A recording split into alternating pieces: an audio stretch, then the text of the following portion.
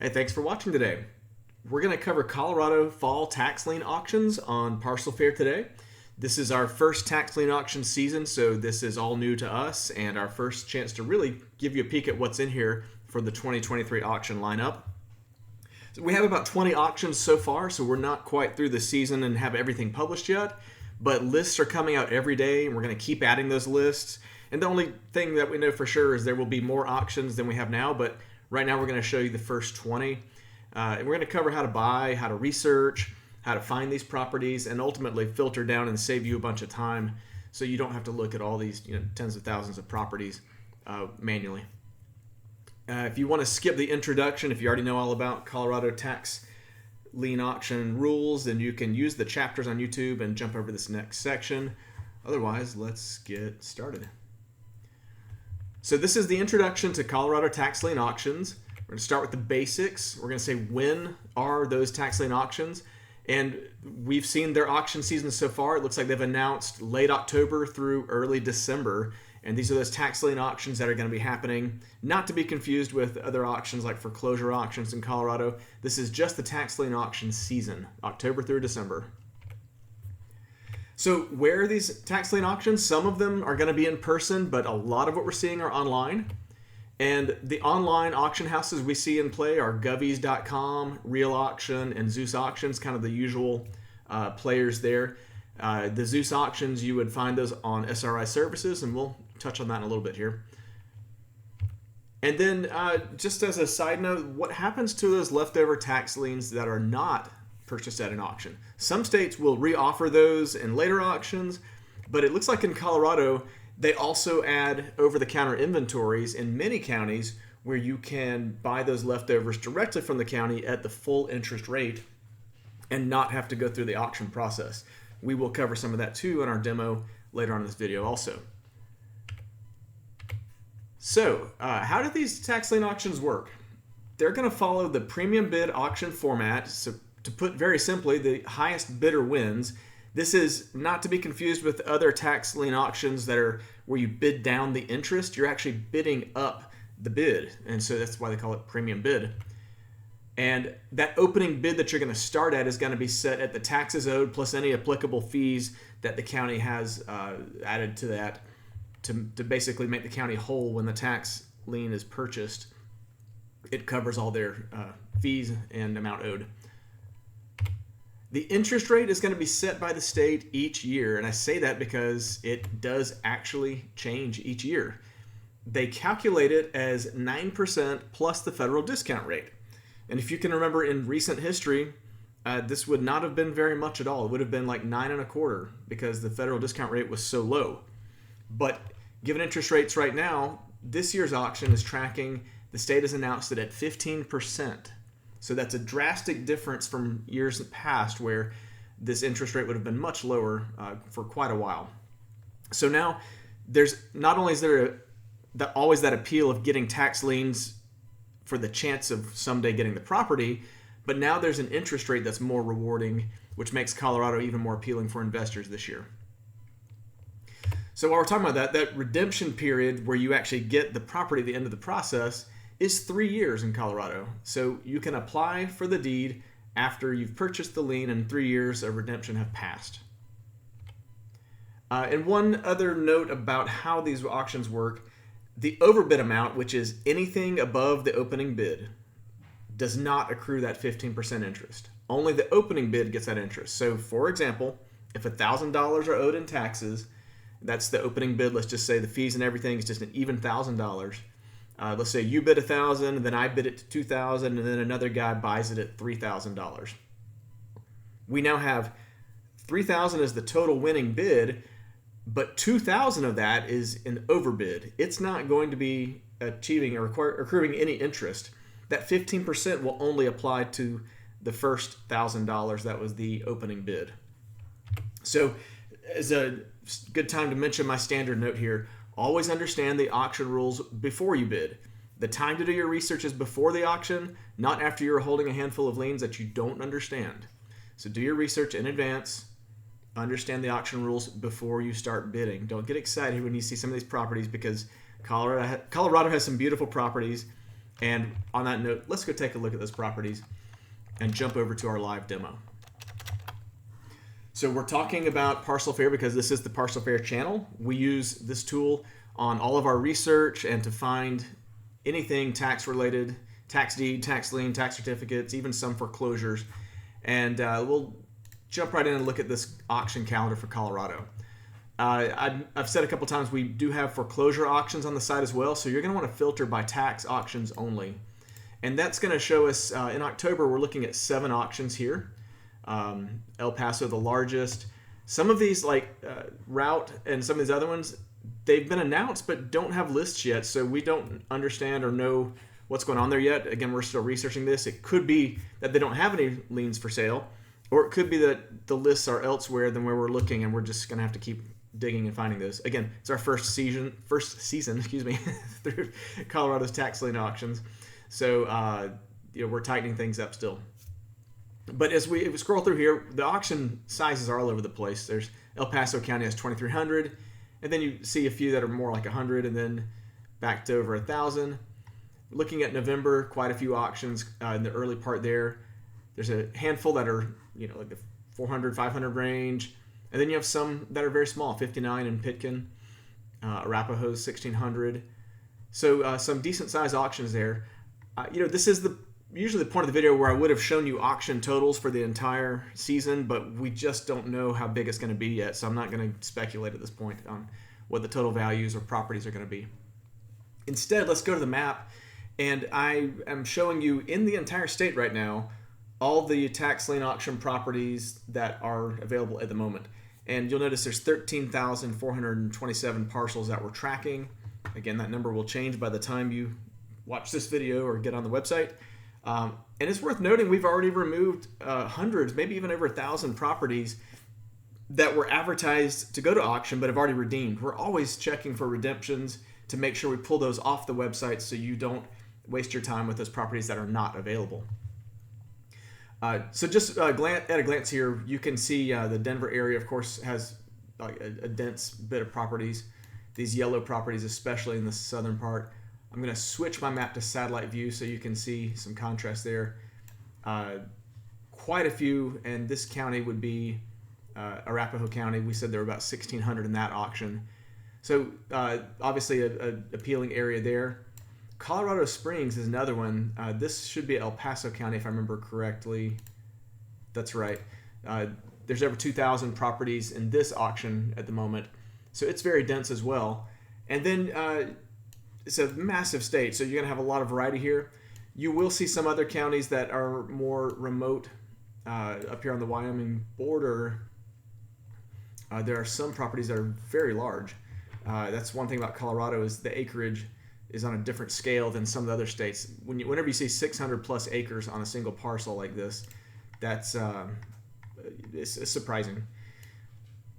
And so that's a good look at the state across all the counties. So now, while we're still looking across all the counties, let's do a couple filters. Let's see how many properties have over 100 acres in the whole state right now. So 222 properties to choose from if you just are going for large acreage.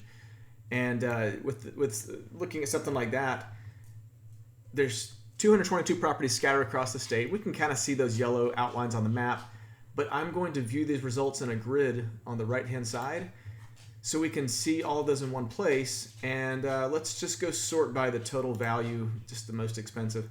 You can see a $6.8 million property right there at the top. And some of these property values are very high, but let's take a peek at that property. I've not looked at this one yet, but it's 245 acres, a pretty nice looking area. So it's going to be an expensive property. You'll notice the amount due is $88,000. That's going to be the opening bid for that auction. And if you wanted to buy this property at the auction, you would see the purchase option here and click on that. You see this is going to be hosted online at zeusauction.com with links here for you to go register and view that auction so you can handle the actual bidding on the Zeus Auction website. So that's how you're going to quickly isolate down to some properties that you want to look at. And that was by acreage, of course, across the whole state, which is maybe not your strategy. So let's talk about a few other strategies. Let's go with total value, and let's remove that acreage. Let's look at total value at least $500,000. That's pretty high for most tax lien auctions that I've worked in. But in Colorado, we actually have 2,000 parcels over $500,000. The valuations here are just sometimes very large. And the same trick would hold true if you wanted to view those in a grid. You would click on the right side and sort by value. In fact, let's just do that really quick. Let's see who rises up to the top of that list. So the total value column, I'm going to click it. Whoops, I clicked it too many times. So now the most expensive property we're looking at is this $28 million property. And we'll take a peek at it briefly. It's another one that has no street view. It looks like Google street coverage is going to be spotty in Colorado, probably because some places are treacherous, but I think this neighborhood is probably gated since it's such a large and most inexpensive house in Aspen, Colorado. I would imagine they don't allow traffic to that house directly. But we're looking at Pitkin County, and this is certainly a impressive large property at $28 million. So the opening bid has been announced at $40,000. So that's where you would start if you were purchasing that tax lien. So let's take a pivot here, and let's take a look at some specific counties. We talked about how you filter in the entire state if you want to just drill in and look for the needle in the haystack approach. But what if you want to see everything in a county? We're going to go to El Paso County. I will clear my filters before I do anything. And as I mentioned earlier, there are some foreclosures in the mix. So I think if we click liens only, we might see that number come down just a little bit, 2,800 to about 2,600. So we've filtered out the foreclosures for the purposes of this video, and we're looking at just the properties in the auction. And I just misspoke because there are over-the-counters in the mix too. I forgot. These green properties that you see, like this one, are available over the counter. So I'll show you one example of that. We have a whole other video that goes through over the counter and foreclosures in detail, but while we're looking at El Paso County held tax liens, you can click on that link and it shows you where to go buy that directly from the county's treasurer office and bypass the auction's already passed, so you're just skipping right over that step. So since we have over-the-counter properties in the mix, let's filter one more time. So I'm looking at availability as liens only. Now in the inventory, I'm going to say upcoming auctions, and that takes it down to 2,300 properties. So we're just kind of slicing out properties here. We've gone from 2,800 to 2,600, now to 2,300. And now we're just looking at tax lien auction properties at that 15% interest coming up this fall. You'll notice the ones in the outskirts here, 100 acres, 67 acres, some of those larger properties. Some of them have been parceled out. It looks like this is going to be a development, so you can see some smaller lots. These are going to be much cheaper liens. This one's only $140 is the starting bid on that one. So you will see some of those where, and actually that's a good example while I'm there, if this is the same one, where two liens are available. You can see on the breakdown here, we can show you both liens. So that gives you an idea of how to look around one county. Now that is Colorado Springs in the area, so let's go look at some of the city area. This is where you're going to see more of the rooftops and individual properties like these, where you might want to buy something residential, you might be interested in rental properties. And again, these values pretty strong for what we're seeing. This is a $300,000 house here, and it's in Colorado Springs, has two liens, and is available at auction. If we want more information, you'll notice on every property in Parcel Fair, there are research links on the right side underneath the satellite image here. The property card is going to take us to the assessor's webpage directly to this property and show us everything that the tax assessor has published about this property, which will be some other details that we don't necessarily pull into Parcel Fair. You can get a detail in detail about the building. It was built in 1950, its ranch. You can see sales history, just different ways the tax break out.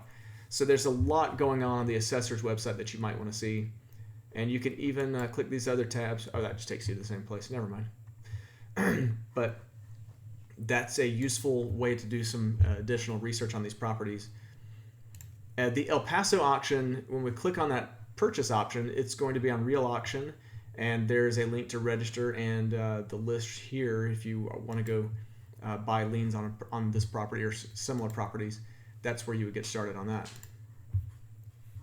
So we'll move along and take a look at Mesa County just to get some variety in the mix here. There are 824 properties. Let's limit to liens only, and we'll go with that. All right, so we're immediately looking at some of those large acreage. That's 39 acres in the woods. It's very beautiful terrain there. And this county is, let's see, we're looking at the western part of the state on the Utah border, I believe. Yeah, there's Arches National Park. Wow, very close. And so Grand Junction is basically what we're looking at here.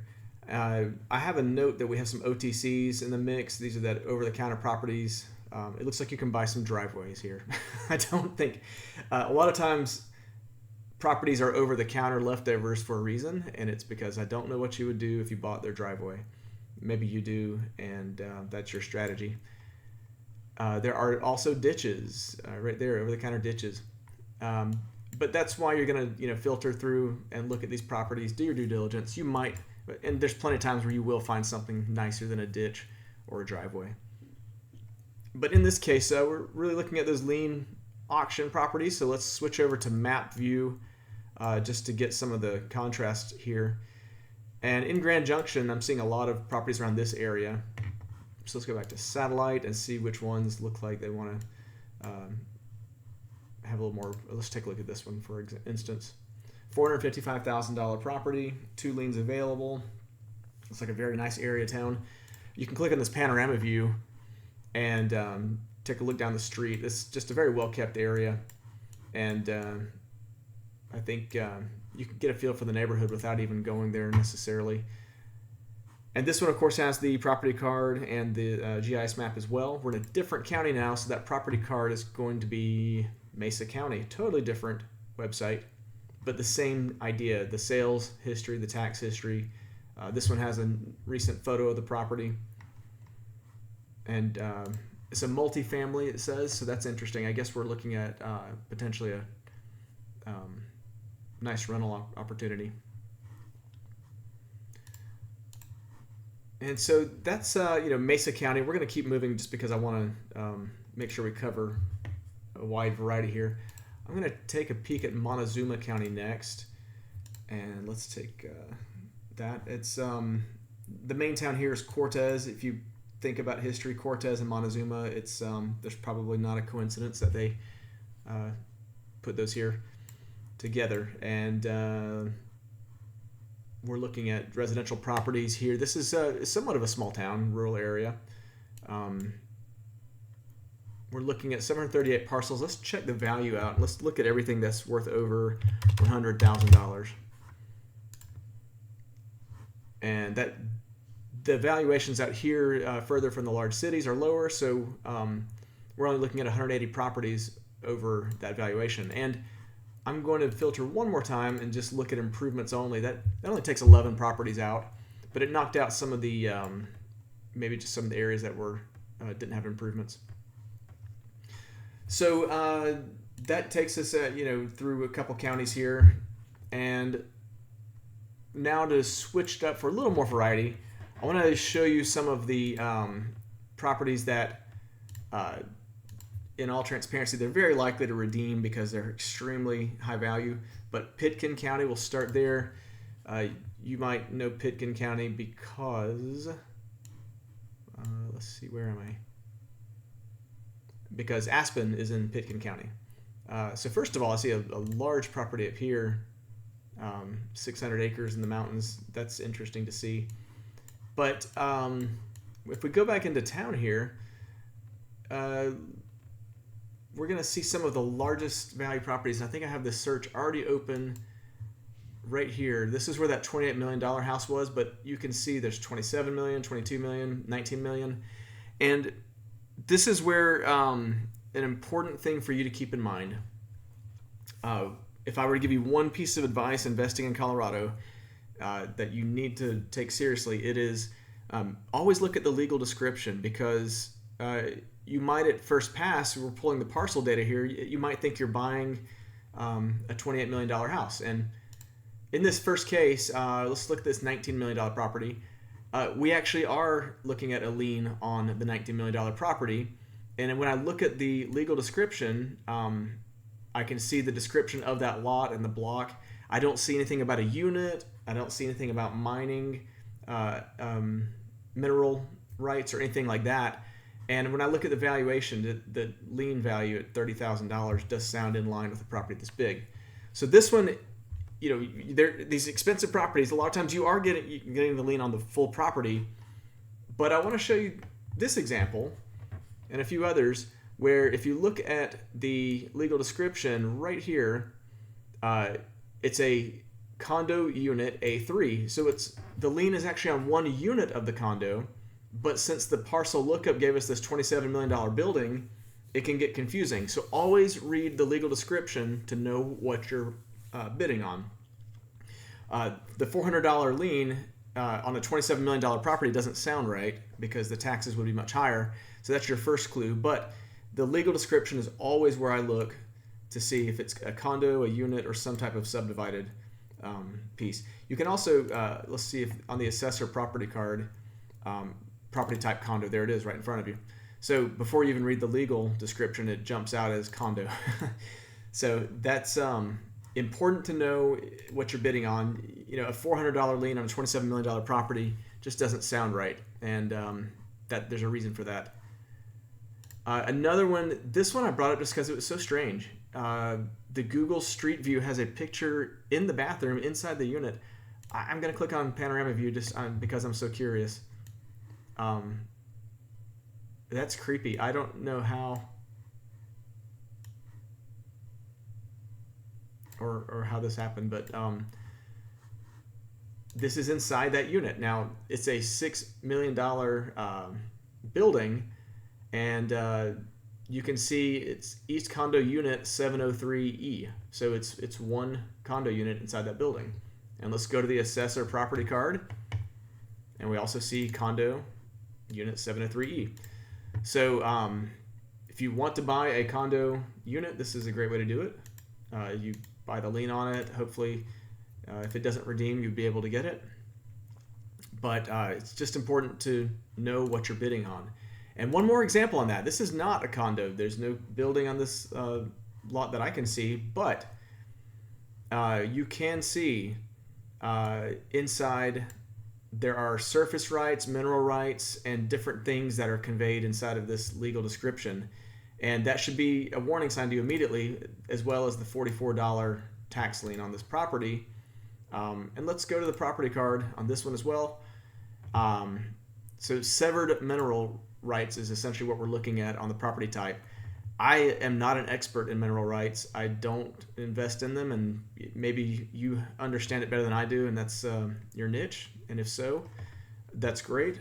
You can find those properties too, but just know that you're not buying 21 acres of property, a lien on that. You're actually buying a lien against the mineral rights for mining purposes. So those are some of the gotchas in Colorado you want to watch out for. Mineral rights in the description.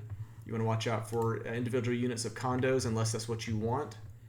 And then, of course, plenty of times that lien is actually on the property if it's not subdivided, like this one. So that gives you an idea of just a lot of the variety in Colorado. But I'm going to show you one more county while we're here. This is recently added, Gunnison County. And you probably know Gunnison because of Crested Butte, which is right here. So this is these little ski resorts on Google Maps. They have these pathways. I think this just shows you the outlines of the slopes, which is really cool if you take a look at it. But this is going to give us a great chance to illustrate what I just talked about. Near a ski resort or ski lodges, which are typically going to be subdivided into units like these and these. So several options here. Even this one You'll notice when there's multiple liens on a single property, we have a different pop-up window that shows you 2 liens side by side, and you can click those separately for the individual units. There's unit 2 or unit 22. Let's just open unit 22, and you can see it's got a separate lien and everything. And then the assessor property card will show us in Gunnison County. It says unit number 22. You will be buying a lien on the unit, not the whole building. And yeah, there's examples of like everywhere. I would almost bet you anything this is a unit. Yep, unit 31. Look at that, right off the bat, easy to find. If you're near a ski slope, you're probably going to have subdivided units on some of the bigger buildings, and there are some individual residences too, so you have variety to choose from. But I just want you to keep in mind that anytime you're looking at some of these larger buildings like that, you want to read the legal description and make sure you're not buying a unit unless you want it. So that covers a good sample of the Colorado counties that we loaded so far. We have 20 auctions. We're going to keep adding. If you come across an auction we don't have, as always, reach out to us. Let's chat about it. I can always take requests and pull in some of those auctions directly, but we will keep adding as they are advertised. And I'd love to know how your experience goes in Colorado this year. So let us know. Drop a note in the comments below, or just hit us up on our contact form on our website. And if you like these videos, we try to produce every week. Go ahead and subscribe to our channel. You'll get notified when the videos come out. And hope you have a great week, and please keep watching. Thanks.